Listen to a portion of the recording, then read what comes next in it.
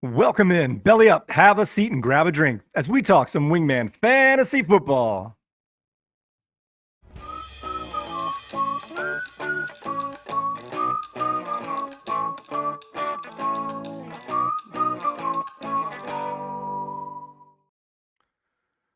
Welcome into another edition of Wingman Fantasy Football, the League Podcast. I'm your host, Michael Furley, and as always, I'd like to thank all of you, or any of you who may be watching or listening to today's show. This is episode 70, week 11 ins and outs. And before we get any further along, let's make sure that everybody is in the room. Wingmen assemble!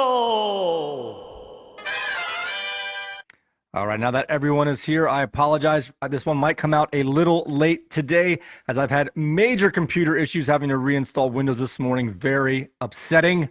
But with that being said, let's find out who's in or out, who's hurt or not in this week's Actives Inactives. All right, we are going to start off with our teams that are on buys this week as we have the Atlanta Falcons, Indianapolis Colts, New Orleans Saints, and the New England Patriots are all off due to bye this week, which means we have no Bijan Robinson, Michael Pittman, Jonathan Taylor, Christian Olave, Alvin Kamara, or Ramondre Stevenson available to go today.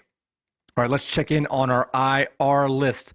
All right, guys, we have Deshaun Watson was placed on IR as he had season-ending shoulder surgery, and these just happened on Thursday night, and this is awful. As we had Joe Burrow is now going to be out for the rest of the year with a wrist injury, and Mark Andrews is also out with an ankle injury.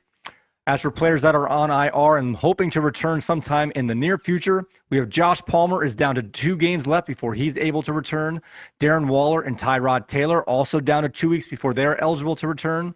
Zach Ertz is down to 1 week, as is Dawson Knox. Kyron Williams and Ronnie Rivers still need 1 more week before they're able to return. And Justin Jefferson, although he's been practicing and is expected to return at some point, it is not going to be this week. And they have a bye in 2 weeks, I believe. So we'll see if he's even going to come back next week. I'm not sure exactly when his 21-day window expires, but he will be back in the next 1 of 2 games at the latest. As for some better news, we have Pat Freiermuth has now been activated from the IR list. Activated. We also have Khalil Herbert has now been activated off the IR list. Activated.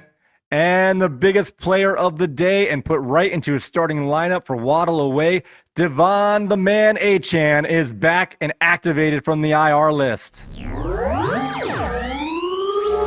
Activated. All right. Let's find out what other players are out this week as we have Noah Brown for the Houston Texans is going to be out this week. Dameon Pierce for the Houston is also going to be out, although he is trending towards returning very soon. Dallas Goedert, who had a broken bone in his arm, they did not put him on IR, and he's just going to sit out till he gets healthy, so he is inactive today.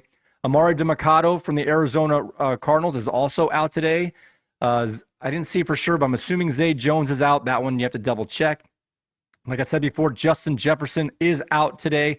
Treylon Burks is out. Gerald Everett and Jalen Guyton for the Chargers are also out, leaving the receiving core all the way to Keenan Allen and Quentin Johnston. Also, Michael Wilson, Arizona rookie wide receiver, is not going to play today. And Jeff Wilson of the Miami Dolphins was a healthy scratch. As for players that are questionable, we have Tyler Lockett. Looks like he's going to be a game-time decision for the 4 o'clock games, although he's been questionable for about 3 or 4 weeks. I would expect him to play, but definitely double-check if you're thinking about playing him. As for our Sunday night game tonight, we have Alexander Madison. Has not been cleared yet from the concussion protocol. He has been trending in the right direction. I'm going to assume he's going to be out, but that has not fully been determined yet. And TJ Hawkinson has been playing banged up, but played through it last week, so I expect him to play on Sunday night. As for players that are in today, Garrett Wilson is going to give it a go for the New York Jets, and he's going to play, as is Aaron Jones. And we have Justin Fields making his return this week. Activated. And we have Keenan Allen, who is a little banged up with a shoulder injury, is going to play today without any limitations. All right, guys, with that being said, I want to give you, I want to do a reminder of one of our tips and tricks.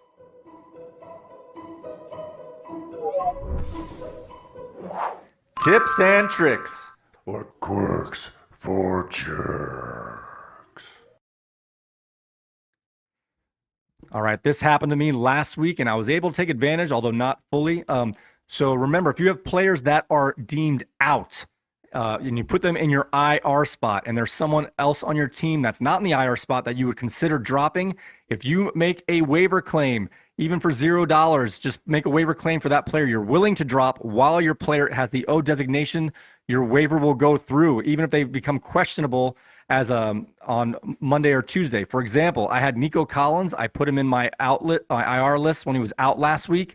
I made a couple waiver claims on Sunday night.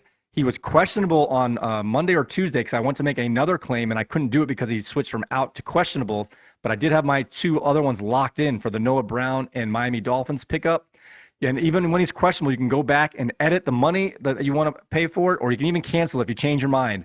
So if you have a player who's out and he's in your IR list, and you have a player who's in your active bench spot that you know you want to drop, go ahead and make a waiver claim while that player's on out. You can always amend it or cancel it later, even when his status changes.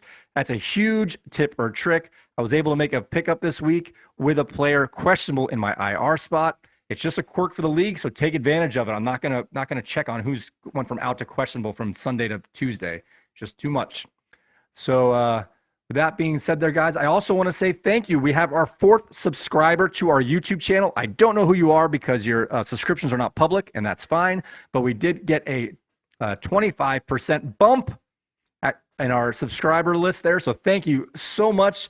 Don't forget, you can find us on Spotify, Apple Podcasts, TuneIn Radio, and Google Podcasts. Just search Wingman the League for those audio feeds. Also, if you want to find our video feeds, go to wingmanentertainment.net/podcasts or check out our YouTube channel at youtube.com/@wingmanfantasyfootball. And if you leave a comment on our YouTube page or Wingman Entertainment pages, we will get you into our next mailbag segment. I want to apologize to Team B at Mr. Bernie as he put in a question on the mailbag, and I just forgot to put it in. So it'll be in next time, so keep your eyes ready for that.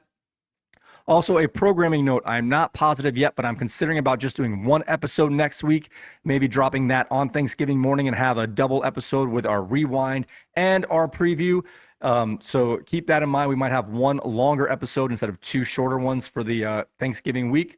With that being said, guys, good luck to everybody. Oh, I want to make a friendly reminder here also to Team B, as I believe he's going to need both They Took Our Jobs and Red Sox Nation to lose today because they do play each other the final week of the season. So if they win today or any other game prior to week 14, they're going to get 2 wins, getting them to a minimum of 7 wins, which would eliminate Team B. So Team B, you are rooting against They Took Our Jobs and Red Sox Nation today to have a glimmer of hope to make the playoffs with a 6-8 record.